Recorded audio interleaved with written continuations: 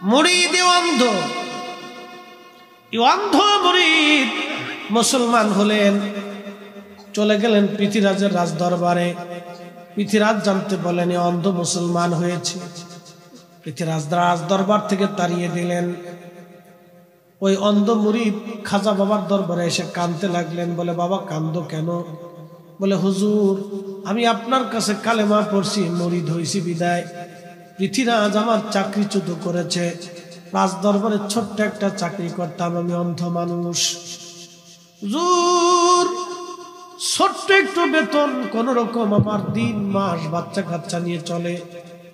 হুজুর চাকরি যদি না থাকে আমি অন্ধ, ভিক্ষে করে খাওয়া লাগবে। আর আমি মুসলমান, অনেকে ভিক্ষাও আমারে দিবে না। হুজুর চাকরি যদি না থাকে আমি বড় অভাব এবং কষ্টের মধ্যে পড়ে যাব। খাজা বাবা বললেন বাবা তাহলে আমি কি করব তোমাকে বলো। বলে হুজুর আপনি যদি একটা চিঠি লিখে দেন, পৃথ্বীরাজ হয়তো দয়া লাগতে পারে, আপনাকে সম্মান দেখাবে, আপনাকে হয়তো সম্মান করবে, চাকরিটা আমাকে ফিরাই দিবে। দয়া করে আপনি একটা চিঠি কাগজ লিখে দেন।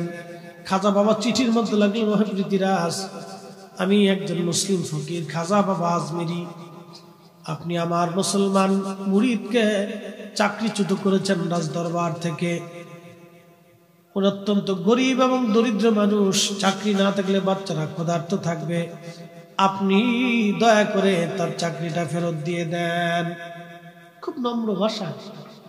ওলিরা তো সবসময় নরম থাকেন, বিনয়ী থাকেন। তারা চিঠিখানা দিয়ে দিলেন। চিঠিখানা নিয়ে গেছে।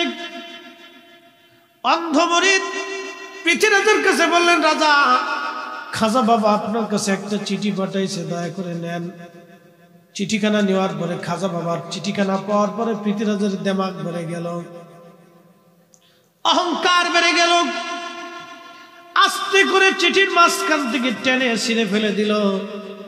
চিঠিখানা যখন ছিঁড়ে ফেলে দিয়েছে, ছিঁড়া চিঠি মুসলমানের হাতে দিয়ে দিল, যাও তোর খাজা বাবাকে চিঠি ফেরত দিয়ে দে।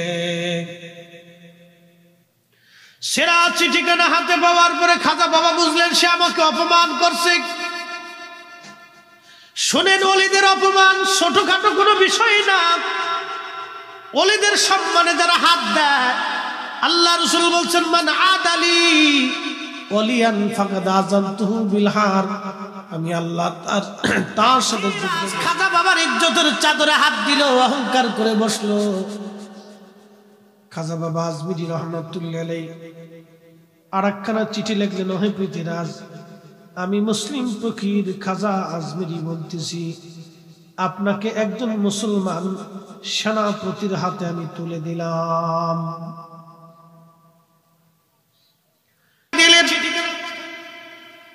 রাত্রিবেলা ঘুমানো মোহাম্মদ ঘুরি সীমান্তে সিন্ধে 1,20,000 সৈন্য নিয়ে মোহাম্মদ ঘুরি ঘুমায়।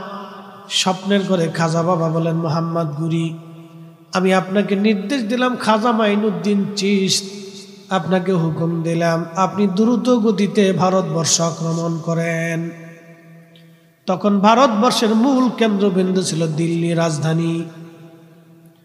পৃথ্বীরাজ সংবাদ শুনল মোহাম্মদ ঘুরি 1,20,000 সৈন্য নিয়ে ধেয়ে আসতেছে। পৃথ্বীরাজ দ্রুত গতিতে একজন না দুইজন না 3 লক্ষ সৈন্য জোগাড় করলো। রাজত্ব বাঁচানোর জন্য 3 লক্ষ সৈন্য নিয়ে রওনা হলো। সৈন্যবাহিনী চলে পানিপথ প্রান্তর, পানিপথের দ্বিতীয় যুদ্ধ বলা হয়। এই পানিপথে যাবার পরে মোহাম্মদ ঘুরির সামনে পৃথ্বীরাজের বিরাট বড় সেনাদল সম্মুখীন হলো। মাত্র 1,20,000 সৈন্য নিয়ে জিহাদের ময়দানে দাঁড়ানো। আল্লাহ, কঠিন যুদ্ধ হচ্ছে। পৃথ্বীরাজের চৌকো সেনারা যুদ্ধে মুসলমানদেরকে পরাজিত করতে লাগলো। মোহাম্মদ ঘুরি দিশা না পাইয়া বলল তাড়াতাড়ি যাও, এখানে আজমির একজন আল্লাহর ওলি যিনি আমাকে নির্দেশ দিয়েছেন, দ্রুত গতিতে ঘোড়া নিয়ে যাও, তাকে সংবাদ দাও মুসলমান ময়দানে দাঁড়াইতে পারে না। আজকে মোহাম্মদ ঘুরি যদি পরাজিত হয় তাহলে এই জমিনে ইসলাম আর হয়তো টিকানো সম্ভব হবে না। খাজা বাবা আজমির মুরাকাবায় ধ্যানে দ্রুত গতিতে খাজা বাবার সামনে এসে বলেন, হুজুর, মোহাম্মদ গুরি চিঠি পাঠিয়েছেন, মুসলমান ময়দানে দাঁড়াইতে পারে না, যুদ্ধে পরাজিত হয়ে যাচ্ছে, মুসলমানদের মন দুর্বল হয়ে যাচ্ছে, দিনের পর দিন মুসলমান যুদ্ধে শহীদ হয়ে যাচ্ছে। হুজুর, এখন আপনার দোয়া ছাড়া আর কোনো উপায় নাই, আপনি নির্দেশ দিয়েছিলেন, আপনার হুকুমে আজ আসা হয়েছে। খাজা বাবা আজমিরি ঠিক আজমির হুজরা শরীফ থেকে বের হইয়া এক মুষ্টি মাটি নিয়া দোয়া পড়লেন। দোয়া পড়িয়া পানিপথ প্রান্তরের দিকে ধুলিগুলি নিক্ষেপ করলেন। ধুলি নিক্ষেপ করলেন আজমির থেকে, ধুলি চলে আসলো পানিপথে। একবার জোরে বলা যাবে কি আল্লাহু আকবার? যুদ্ধের মোড় ঘুরে গেল, ধুলি ছাড়লেন আজমির থেকে, ধুলি যায় পড়লো পানিপথে, ধুলি ছাড়লেন আজমির থেকে, ধুলি যায় পড়লো পানিপথে। আল্লাহু আকবার! মুসলমানদের বিজয় সেই দিন হলো ওলি আল্লাহর গুণে। অতএব ইসলাম আসছে ওলি আল্লাহদের বদৌলতে। সেই দিন খাজা বাবা যদি বুকে হাত বেঁধে নামাজ পড়তেন, এদেশের কোটি কোটি মুসলমান এই 1200 বছর ধরে বুকে হাত বেঁধে নামাজ পড়তো, 1000 বছর ধরে বুকে হাত বেঁধে নামাজ পড়তো। খাজা বাবা সেই দিন যদি তারাবির নামাজ 8 রাকাত পড়তেন, এদেশের কোটি কোটি মুসলমান 1000 বছর ধরে তারাবির নামাজ 8 রাকাত পড়তো। খাজা বাবা সেই দিন যদি বেতরের নামাজ 1 রাকাত পড়তেন, এদেশের কোটি কোটি মুসলমান 1000 বছর ধরে তারা 1 রাকাত বেতরের নামাজ পড়তো।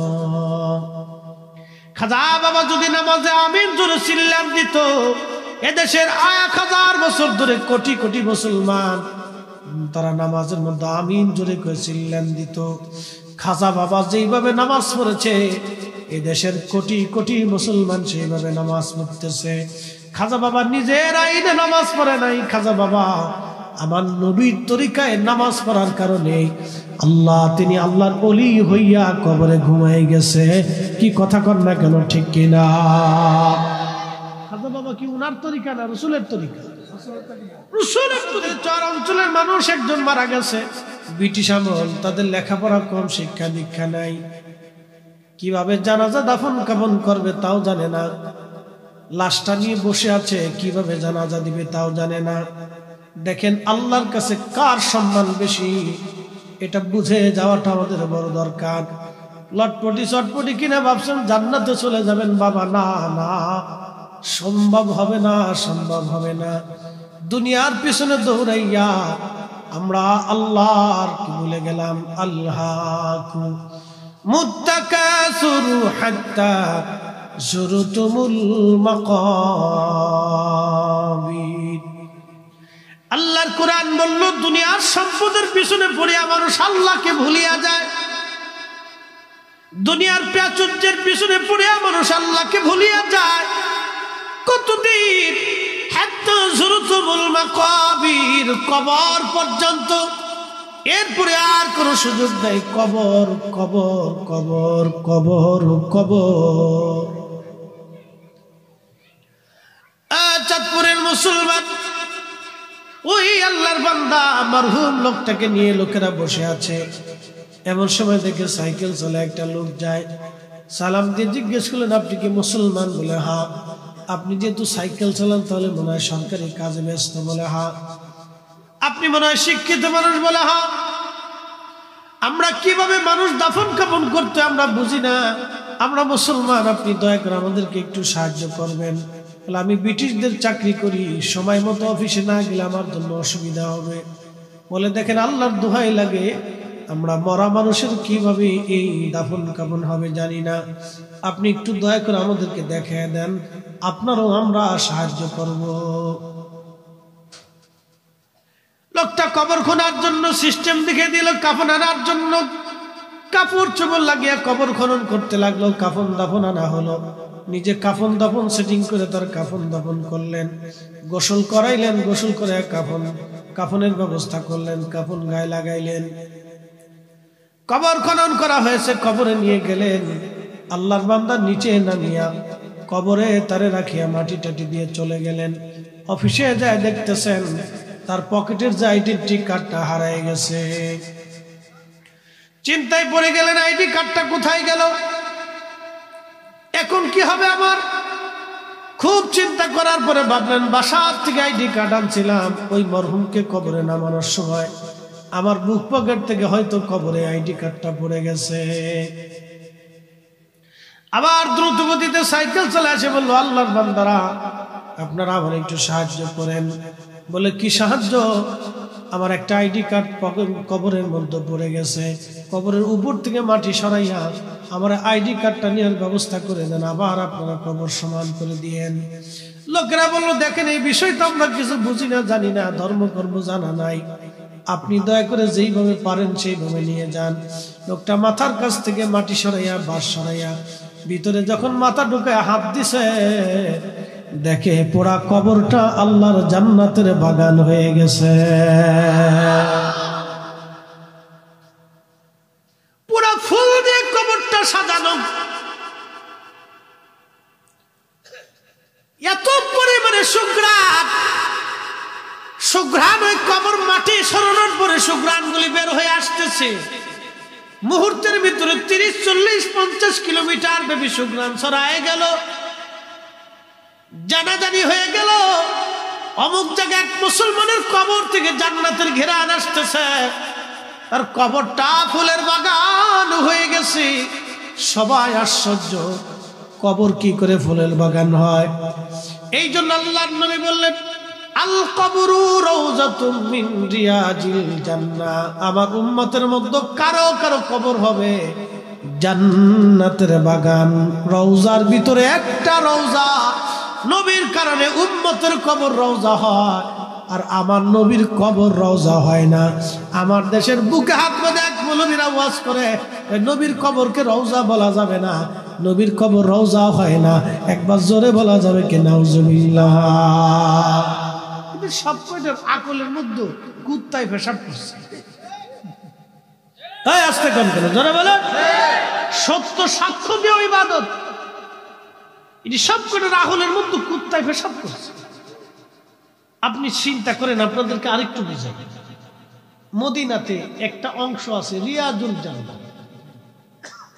কোন অংশটুকু? নবীজির হুজরা থেকে মিম্বার পর্যন্ত, হুজরা মিম্বার সহ জায়গাটুকু রিয়াজুল জান্নাহ। কেন রিয়াজুল জান্নাহ হলো? ওখানে আলাদা কি বৈশিষ্ট্য আছে? কি জন্য রিয়াজুল জান্নাহ?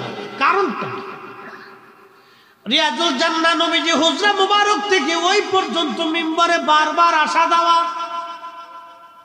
দেখেন শারফুল মাকিনা ওয়া শারফুল মাকান, আরবিতে প্রবাদ শারফুল মাকানে ওয়া শারফুল মাকিন। কিছু জায়গার কারণে মানুষের দাম বাড়ে, কিছু মানুষের কারণে জায়গার দাম বাড়ে। মক্কা হওয়ার কারণে মক্কাবাসীর দাম বাড়ছে, বাইতুল আকসার কারণে ফিলিস্তিনের দাম বাড়ছে। আমার নবী মদিনায় থাকার কারণে মদিনার দাম বাড়ছে, মদিনার কারণে নবীর দাম বাড়ে নাই।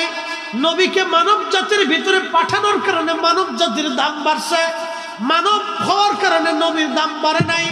আমার দেশের ক্ষতি সম্পন্ন অনেকে চিন্তা বহুত ওয়াজ করে, কই নবীরে মাটির মানুষ বানাইছে বিধায় নবীর দাম বাড়ছে। ওর আকলের মধ্যে কুত্তায় পেশাব করছে। আরে আমাদের রাসূলকে মাটির মানুষের ভিতরে পাঠানোর কারণে, মাটির মানুষের ভিতরে পাঠানোর কারণে মাটির মানুষের দাম বাড়ছে।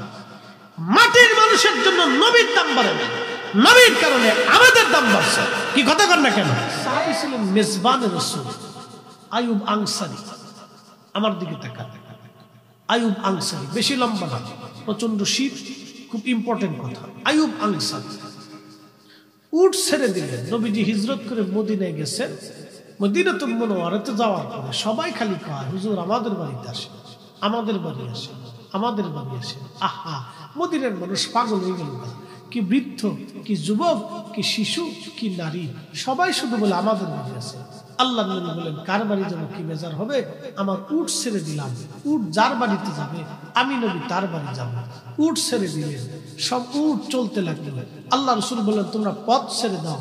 আমার উটকে আল্লাহ নির্দেশ দিয়ে দিছে, উট কোথায় বসবে সে নির্দেশিত, যেখানে আমার জায়গা সেখানে যে বসে যাবে। উট সর্বপ্রথম মসজিদ নববীর মূল দরজার সামনে এসে বসে গেল, যার কারণে এটা প্রথম মসজিদ বানানো হলো। মসজিদে নববী এখানে এসে বসে গেল, এখান থেকে আবার উঠলো, উঠে যাইয়া হযরত আইয়ুব আনসারীর বাড়ির সামনে বসে গেল। হযরত আইয়ুব আনসারীর বাড়ি ছিল দ্বিতল বিশিষ্ট, 2 তলা, 2 তলা বাড়ি। আইয়ুব আনসারী বলেন, ইয়া রাসূলুল্লাহ, আপনার জন্য 2 তলা আমি বরাদ্দ করলাম। আইয়ুব আনসারী নবীর জন্য 2য় তলা বরাদ্দ করে দিলেন। আল্লাহর নবী উপরে, আনসারী পরিবার নিচে। কিন্তু আল্লাহ রাসূল বলেন, ও আনসারী, তোমরা নিচে থাকো, তোমরা উপরে থাকো, আমি নবী নিচে চলে যাই। কারণ অনেক সাহাবীরা আসে, 2 তলায় জায়গা হবে না, কষ্ট হবে, আমারও অসুবিধা, যারা আসে তাদেরও অসুবিধা, অতএব আমি নিচে যাই, কারণ সাক্ষাৎ প্রত্যাশীদের সাথে যাতে আমি সাক্ষাৎ করতে পারি। আল্লাহর নবী নিচে চলে গেলেন, আইয়ুব আনসারী উপরে। এই দেখেন আমার দিকে তাকান, আইয়ুব আনসারী তার ঘরের উপরে 2 তলায়, কিন্তু স্ত্রীকে ডাক দে বলল, বিবি, নবী নিচে, আমরা উপরে, কি করে হয়? সারা রাত্র স্ত্রী আর স্বামী ঘুমান নাই, একই চিন্তা। তারা একটা পাশে চলে গেলেন ঘরের, আমরা উপরে ঘুমাবো আর রাসূল নিচে থাকবে, এটা হবে না, আমাদের বেয়াদবি, এটা হয় না, নবী নিচে আর আমরা উপরে, এটা হবে না। সাহাবী পরিবার কয়, না, আমরা উপরে থাকবো, নবী নিচে থাকবে, এটা হবে না, আমরা নিচে থাকবো, নবী উপরে থাকবে। ফরজ না, ওয়াজিব না, সুন্নাত না, মুস্তাহাব না, খালি এইগুলি খুঁজে মানুষ, কোনটা ফরজ কোনটা ওয়াজিব। নবীর ইয়া নবী সালাম আলাইকে দাঁড়ানো কি ফরজ নাকি? এ বেটা, তুমি ফরজ খুঁজতেছো কেন? আইয়ুব আনসারী রাদিয়াল্লাহু আনহু রাসূল ইজাজত দিয়েছে, তোমরা 2 তলায় থাকো, কিন্তু নবীর ইশকের কারণে সাহাবী বলতেছে, আমি উপরে থাকবো, রাসূল নিচে থাকবে, এটা কি করে হয়? সারা রাত স্বামী আর স্ত্রী ঘুমান নেই, এই চিন্তা যে আমাদের না জানি কোনো বেয়াদবি হয়ে যায়। ঘরের এক কোণায় চলে গেলেন, সকালবেলা বের হয়ে বলেন, ইয়া রাসূলুল্লাহ, আপনি নিচে থাকবেন আর আমরা উপরে থাকবো, এটা হতেই পারে না, মরে গেলেও আমরা পারবো না। হুজুর, আপনি উপরে থাকেন, আমরা নিচে থাকতে হবে। ইয়া রাসূলুল্লাহ, আপনাদের নিচে দিয়ে আমরা উপরে ঘুমাইতে পারবো না। একসাথে কইলেন আল্লাহু আকবার। দলিলে না ভালোবাসা? আস্তে কনকে, দলিলে না ভালোবাসা? এটা ভালোবাসা, এটা দলিলে হয় না। তাজিম কখনো দলিলে হয় না, অন্তর থেকে। আমার এইভাবে সাহাবীরা রাসূলকে মহব্বত করে গেছে। আইয়ুব আনসারী তিনি উপরে থাকলেন না, নিচে চলে আসলেন, আল্লাহর নবীকে উপরে দিয়ে দিলেন। খুব মনোযোগ দেন, বলছিলাম ওই আল্লাহর বান্দার কথাগুলি, যে আল্লাহর বান্দার কবরে জান্নাতের বাগান হয়ে গেল, কবর বেহেশতের টুকরা হয়ে গেল। আল্লাহ কেন জান্নাতের বাগান হলো এটা আমাদের জানার দরকার। কি তার জীবনে আমল ছিল, কোন আমলের কারণে তার কবর জান্নাতের বাগান হলো আমাদের বোঝার দরকার। বাজানো, হযরত আল্লাহ রাসূলের রওজা মুবারক থেকে মিম্বার শরীফ পর্যন্ত এটা জান্নাতের বাগান। নবী বারবার আসার কারণে জায়গাটা জান্নাতের বাগান হয়ে গেল, রিয়াজুল জান্নাহ হয়ে গেল। আবার নবীর কারণে এই জায়গার ইজ্জত সম্মান বেড়ে গেল। আল্লাহর বান্দা কবরের ভিতরে, কবর জান্নাতের বাগান হয়ে গেছে। কারণ কি, কবরটা কেন জান্নাতের বাগান হলো? সারা এলাকায় সুগন্ধ ছড়িয়ে গেল, হিন্দু মুসলমান সবাই দেখার জন্য আসছে, আলেম ওলামাও আসলো। এই সংবাদ শুনিয়ে হাজার হাজার মানুষ ভিড় করলো। এই কবরের ভিতরে কেন জান্নাতের ঘ্রাণ আসে? উলামা একরাম এসে বললেন, ঠিক আছে, সময় তো অনেক পার হয়ে গেল, আপনারা আবার কবরের উপর মাটি দিয়ে দেন, কবরটা বন্ধ করে দেন, আর আপনারা আমাদেরকে ওই বাড়ির ওই লোকটার কে ফ্যামিলি আছে, আপনজন আছে, একটু খবর লোকেরা নিয়ে গেছে বাড়িতে। একটা মাত্র মেয়ে আছে, একটা মাত্র মেয়ে। উলামা একরাম তার বাড়িতে গেলেন, মেয়েটা কাঁদতেছে। আলেমরা বলল, মা বলবেন তোমার বাবার কবরটা জান্নাতের বাগান হয়ে গেল। কবরের ভিতর থেকে জান্নাতের ঘেরানে 2-4-50 কিলোমিটার ব্যাপী ছড়িয়ে গেল। হাজার হাজার লক্ষ মানুষ আসছে দেখার জন্য। ও মা, বলবা তোমার বাবার জীবনের আমল কি ছিল? মেয়েটা কেঁদে বলল, হুজুর, আমরা গরিব মানুষ, কোনো শিক্ষা দীক্ষা আমাদের নাই, মা মারা গেছেন, আমারা গরিব মানুষ। আব্বা যান সারাদিন পরিশ্রম করে কোন রকম রুটি রুজি আনতেন, কোন রাত বাবা মেয়ে খাইতাম, কোন রাত আমরা না খেয়ে থাকতাম। কিন্তু আমার আব্বাকে দেখছি 5 ওয়াক্ত নামাজ পড়তো, কিন্তু রাত্রিবেলা আমার আব্বা যান একটা আমার আব্বাকে দেখছি ছোট্ট প্রদীপ বাতি জ্বালাইয়া, বাবার হাতের মধ্যে একটা বই ছিল, বইটা বাবা পড়তে পারতো না। এই বইটার ভিতরে লাইনে লাইনে আব্বাকে দেখছি আঙ্গুল ঘুরাইতো আর বলতো, আল্লাহ এটা তোমার কালাম, এটা তোমার কোরআন, আমি পড়তে পারি না, আমি পড়তে জানি না, আল্লাহ এটা তোমার কালাম, এটা তোমার কালাম। একজন আশিক পড়তে পারতো না, কোরআনের প্রত্যেক লাইনে লাইনে আঙ্গুল ঘুরাইতো আর বলতো, রব এটা তোমার কালাম, আমি পড়তে জানি না,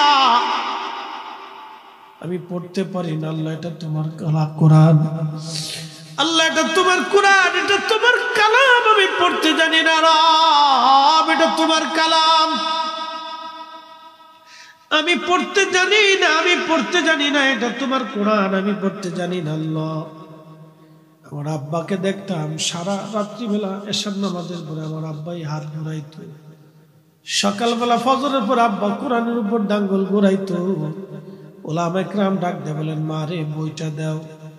বইটা খুলে দেখলো কোরআনুল কারীম, প্রত্যেক লাইনে লাইনে দাগ হয়ে গেছে। সারা জীবন আঙ্গুল ঘুরাইছি, আঙ্গুল ঘুরাইতে ঘুরাইতে পৃষ্ঠাতে দাগ হয়ে গেছে, পৃষ্ঠাতে তার দাগ হয়ে গেছে। ওলামা ইকরামের বুঝার আর বাকি নাই, অন্তর থেকে হৃদয়ের গভীর থেকে কোরআনকে মহব্বত করার জন্য, আল্লাহর কোরআন তেলাওয়াত করার প্রতি নিজের মনকে ঝুঁকে দেওয়ার জন্য, আল্লাহর প্রতি ভালোবাসার জন্য আমার আল্লাহ তার কবরটাকে জান্নাতের বাগান বানাই দিচ্ছে। চাঁদপুরবাসী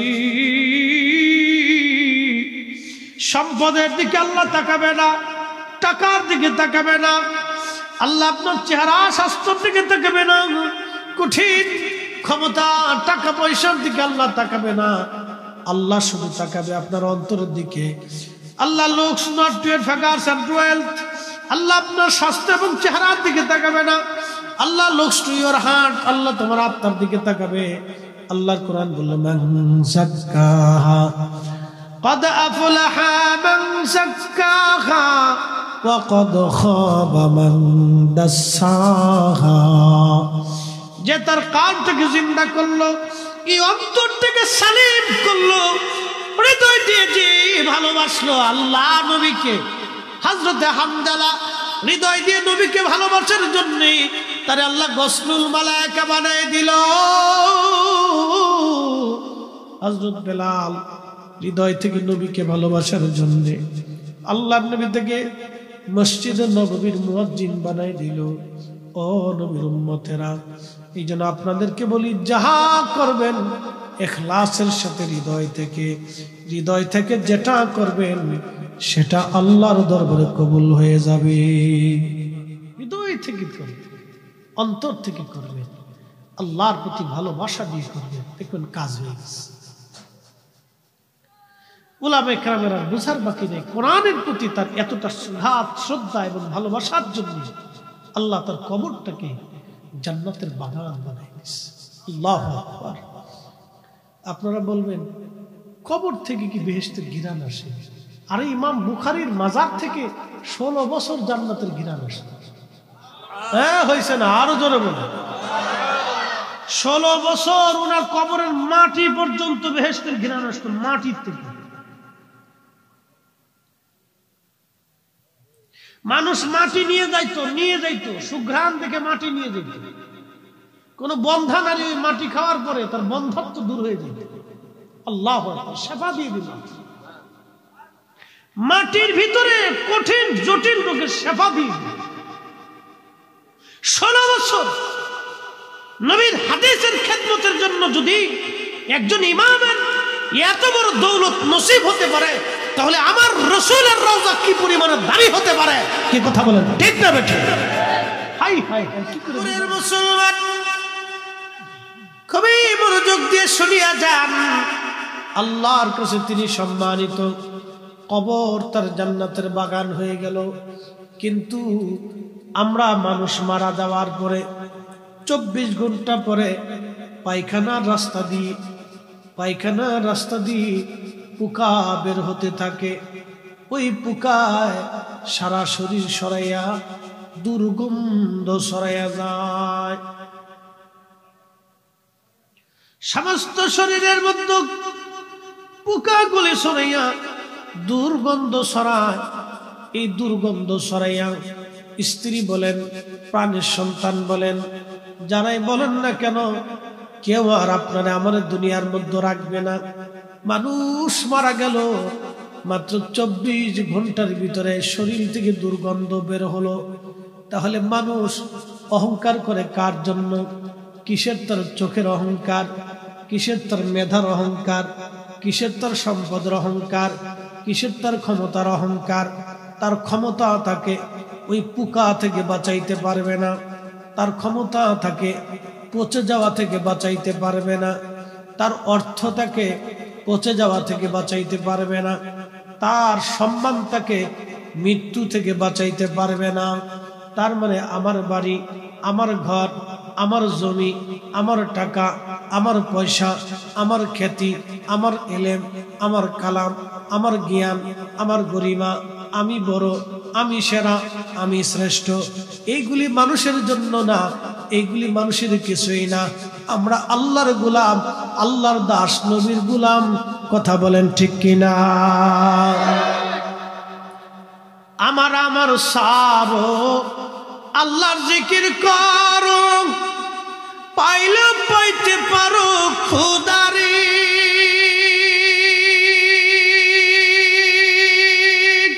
কি কথা কর না? আমার বলে কিছু আছে? সব কাজ একটা কণ্ঠ টান দিলাম, সকালবেলা নাও থাকতে পারে। যে কণ্ঠ দিয়ে আজকে আপনাদেরকে শোনাইলাম, এটা সকালে নাও থাকতে পারে। যেই জ্ঞান আপনি সুস্থ, সকালবেলা অসুস্থ হতে পারেন। ঘুম থেকে উঠে দেখবেন প্যারালাইসিস রোগে অর্ধাঙ্গী পড়ে গেলেন আপনি, ঘরেই পেশাব করতে হবে বিছানায়, বাথরুম, পেশাব, পায়খানা বিছানায়। কয়দিন পরে দেখবেন পোকা লেগে গেছে, ঘা হয়ে গেছে, দুর্গন্ধ শুরু হয়ে যাবে। আপনার কাছে আর কেউ যাবে না, আপনার টাকা আপনাকে বাঁচাইতে পারবে না, আপনার ক্ষমতা আপনাকে বাঁচাইতে পারবে না। অর্থমন্ত্রী আবুল মাল আব্দুল মুহিত সাহেব মারা গেলেন, আল্লাহ তারে মাফ করে দিন। অর্থমন্ত্রী যতদিন ছিলেন, দুনিয়ার মানুষ ততদিন তার কাছে গেল আর আসলো। যখন তিনি হসপিটালে চলে গেলেন, লোকের আর লোক লস্কর নাই। যখন তিনি কবরে চলে গেলেন, কবরের পাশে আর আজকে কেউ নাই। এদেশের অনেক মন্ত্রী এমপি কবরে চলে গেল, আজ কবরের পাশে কেউ নাই। যতদিন ক্ষমতা, নেতা কর্মীর অভাব নাই। কি কথা কন না? গুর গুর গুর গুর করে নেতা কর্মী ঘুরে, কিসের জন্য? মালের আশায়। কথা ক্লিয়ার না? ভেজাল আছে? মালের আশায় গুর গুর, কাজের আশায়, টেন্ডারের আশায়, অমুক আশায়, তমুক আশায় ঘুরলো। কিন্তু নেতা যখন মরে গেল, চলে গেল, ক্ষমতা শেষ হয়ে গেল, কেউ যায় না। আমার সারো দমের জিকির করো, আমার সারো আল্লাহর জিকির করো, পাইলে পাইতে পারো খুদারি।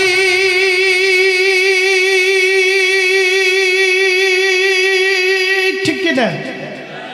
বাবা সে যার গায়ে দেখলে তারে চেনা যায়, সর্বঙ্গ তাহার পুরারে, ভবের ঘরে আলেক শহরে আল্লাহ রসুল বিরাজ করে রে। যতই লাফালাফি করেন, ফালাফালি করেন, কোনো লাভ নাই। দুনিয়ায় থাকার জায়গা না, চলে যেতে হবে। এই জন্য আল্লাহ বলেন, ইন্না লিল্লাহ, নিশ্চয় আল্লাহর জন্য আমরা, কি কথা কন না কেন, ওয়া ইন্না ইলাইহি রাজিউন,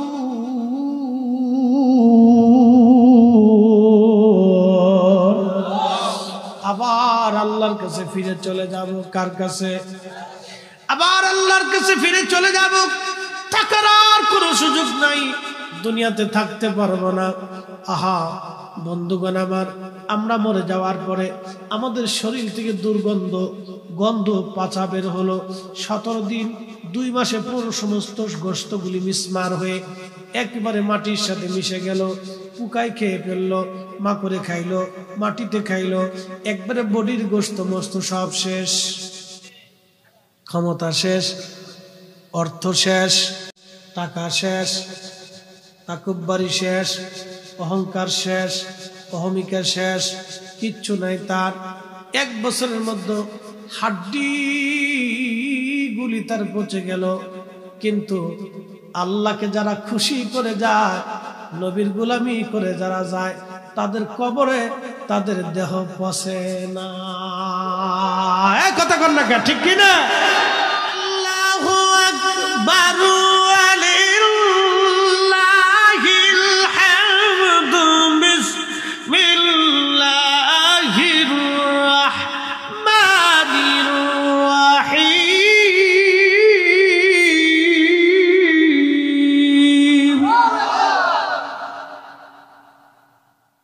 আল্লাযীনা আমানু ওয়া কানু ইয়াত্তাকুনা লাহুমুল বুশরা ফিল হায়াতিদ দুনিয়া ওয়া ফিল আখিরাহ। আর একটু চলবে ইনশাআল্লাহ, সারা রাত ইনশাআল্লাহ, মাশাআল্লাহ। আজকের মাহফিল তো খাজা বাবার সামনে মাহফিল, কি কথা ঠিক কিনা? খাজা বাবার নাম শুনলে তো অনেকে শরীরে চুলকায়, কিন্তু এই খাজা বাবা না আসলে তোর মুসলমানই হতো না। এই খাজা বাবা আসার কারণে তোরা মুসলমানিত্ব পাইছ, আজান পাইছ, নামাজ পাইছ, রোজা পাইছ। কি কথা কর না কে? সিন্নি খাইছ, মাগার মোল্লা ছিল না। কোরআন বলল, ওয়ালিল্লাহিল ইজ্জাতু ওয়ালিরাসূলিহি ওয়ালিল মুমিনিনা ওয়ালাকিন্নাল মুনাফিকিনা লা ইয়ালামুন। আল্লাহ ডাক দিয়ে বলতেছে, হাবিব আপনি বলিয়া দেন, ইজ্জত আমি আল্লাহর, ইজ্জত আপনি নবীর, ইজ্জত আমার ওলিদের। যারা মুনাফিক তারা আমি আল্লাহর ইজ্জত বোঝে না, আপনি নবীর ইজ্জত বোঝে না, আমার বন্ধুগণের ইজ্জত তারা বুঝে না, তারা বুঝে না। ইজ্জত আমি আল্লাহর, ইজ্জত আপনি নবীর, ইজ্জত আমার বন্ধুগণের। ও নবী আপনি বলে দেন, যারা মুনাফিক তারা বুঝে না, তারা অনুধাবন করে না। খাজা বাবার ইজ্জতে যখন হাত লাগাইছে, তখন খাজা বাবা বুঝতে পারছে সে আমার ইজ্জতের চাদর ধরেছে। শোনেন, অহংকার আল্লাহর চাদর। অহংকার কার চাদর? জোরে বলতে হবে, কার? অহংকার আল্লাহর চাদর। আল্লাহর নবী বলেন, হাবিব উম্মতকে বলবেন তারা যেন আমার চাদর ধরে না টানে। নবীজি বললেন, আল্লাহ বলো কি? তোমার চাদর আবার কি? বলো, অহংকার আমি আল্লাহর চাদর। আপনার উম্মতকে বলবেন তারা যাতে অহংকার না করে। বিরাট অহংকার করি আমরা। একটু পয়সা হলে সে আর মাটির চায় না, আকাশের দিক চাই। আর একটু দুধকে পয়সা হলে এটা আকাশের দিক চাইছে, মাটির দিকের চাই। এমন ভাবলইছি যে দুনিয়া একবার উদ্ধার করে ফেলেছি। আরে পৃথিবী বিখ্যাত রাজা বাদশাহ খলিফাতুল মুসলিমিন হযরত ওমর এত বড় মুসলিম মিল্লাতের খলিফা ছিলেন। বর্তমান ইরাক, ইরান, ওমান, ইয়ামান, জর্দান, সিরিয়া, লিবিয়া, ফিলিস্তিন, মিশর, টিউনিশিয়া, আলজেরিয়া, মরক্কো, কাতার, বাহরাইন, দুবাই, সৌদি আরব সারা পৃথিবীর এই অঞ্চলের বিরাট বড় মুসলিম মিল্লাতের খলিফা, ধুলাবালির মধ্যে শুয়ে থাকতেন, মাথার হাতের ডানার উপরে গাছের নিচে পড়ে ঘুমাই থাকতেন, পাটির বিছানাতে ঘুমাইতেন, খেজুরের মাদুরের বিছানাতে ঘুমাইতেন। আর আমরা পয়সা করে তার বাপের জ্বালায় বাঁচে বিরাট বড় কিছু ইয়ে করছি। এগুলি আসে না যেন কখনো অন্তরে। ধুলি ছাড়লেন আজমির থেকে, ধুলি চলে গেল পানিপথে, সমস্ত পৃথিবীর শিবিরের ভিতরে ধুলি ছড়িয়ে গেল, তাদের অন্তর দুর্বল হয়ে গেল, মনোবল দুর্বল হয়ে গেল, চোখে মুখে তারা ভিন্ন দেখতে লাগলো, দিক শূন্য দেখতে লাগলো। আল্লাহ তাদের চোখে এমন এক অবস্থা দেখাইলেন, তারা দেখতেছে মুসলিম সেনাপতি লাখে লাখে লাখে লাখে, এত মুসলিম সেনাপতি তাদের চোখে দেখতে লাগলো যে দেখা হিন্দু সৈন্যদের মন দুর্বল হয়ে গেল। বুঝতে পারছেন বিজয়ের মালিক একসাথে বলতে হবে কে? মুসলমান ধনে জনে অস্ত্রে শস্ত্রে কোনদিনই বিজয় হয়। আজকে হামাসের যোদ্ধারা কি নিয়ে যুদ্ধ করে কত? ওগার কয়টা রকেট আছে, কয়টা মেশিন গান আছে, কয়টা এই বন্দুক আছে, এই দিয়ে ইসরায়েলের আপনি চিন্তা করেন শত শত কোটি ডলারের এক একটা ট্যাঙ্ক ওদের একটা ছোট্ট রকেট লঞ্চারে ধ্বংস হয়ে দিতেছে, পুড়ে শেষ হয়ে যেতেছে। কিন্তু দেখবেন ভিডিওতে প্রত্যেকটা রকেট লঞ্চার ছাড়ার আগে ওরা হাসবুনাল্লাহু ওয়া নি'মাল ওয়াকিল বিসমিল্লাহি আল্লাহু আকবার বিসমিল্লাহি আল্লাহু আকবার বলে ছাড়তেছে। বুঝতে পারছেন? বুঝে যায়। আমাদের দেশের পোলাপান তো ওই বয়সের পোলাপান দাঁড়ায় মুতে, কি কথা কর না কেন, মুইতে ফানিও নেই। হামাসের যে মুক্তিযোদ্ধারা যুদ্ধ করতেছে, যে যুবকগুলি, আর আমার দেশের এই সমস্ত যুবকরা তো খারাইয়া মুতে।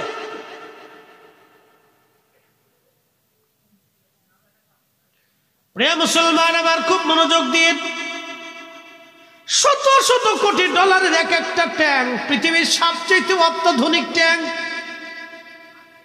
যেগুলির সামনে যুদ্ধে দাঁড়ানোর মতো ট্যাঙ্ক পৃথিবীতে নাই, এই সমস্ত ট্যাঙ্কগুলি একটা ছোট্ট রকেট লঞ্চারে পুড়ে শেষ হয়ে যাচ্ছে।